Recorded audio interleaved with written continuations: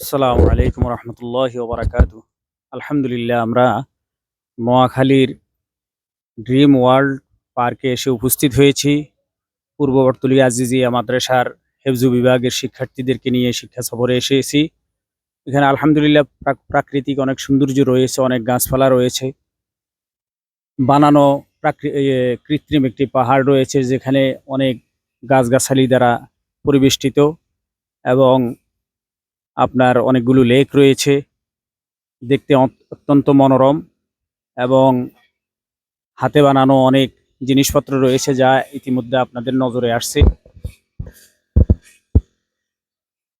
আপনারাও প্রাকৃতিক সৌন্দর্য দেখার জন্য যে কেউ এখানে আসতে পারেন। দেখার মতো মোটামুটি কিছুটা বাগবাগিচা আছে, লেক আছে, আর বাচ্চাদের খেলাধুলার জন্য সুন্দর পরিবেশ আছে, এবং ওই শিশু পার্কের মতো ট্রেন ইত্যাদি বিভিন্ন গাড়ি ঘোড়া রয়েছে। এগুলোতে চড়ার সুযোগ রয়েছে বাচ্চাদের আনন্দ দেওয়ার জন্য। আমাদের আজকের এই সফর যেন আল্লাহ পাক সফল করেন, এবং এর মাধ্যমে আমাদের শিক্ষার্থীদের মধ্যে যেন পড়ালেখার ব্যাপারে, দিনের পথে চলার ব্যাপারে আরো নতুন প্রেরণা জেগে উঠে। আপনারা সকলে দোয়া করবেন। তবে আমরা যতটা আশা নিয়ে এখানে উপস্থিত হয়েছিলাম, সেই প্রাকৃতিক আমরা মনে করেছি হরিণ রয়েছে, জীবজন্তু রয়েছে, সেগুলোর আমরা সন্ধান পাইনি, সেগুলো এখানে নেই।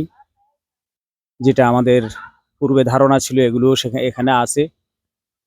খেলাধুলার অনেক উপাদান রয়েছে, কিন্তু প্রাকৃতিক যে সৌন্দর্যের প্রাণীগুলো রয়েছে সেগুলো আমরা এখানে এসে দেখলাম যে না, সেগুলো নেই।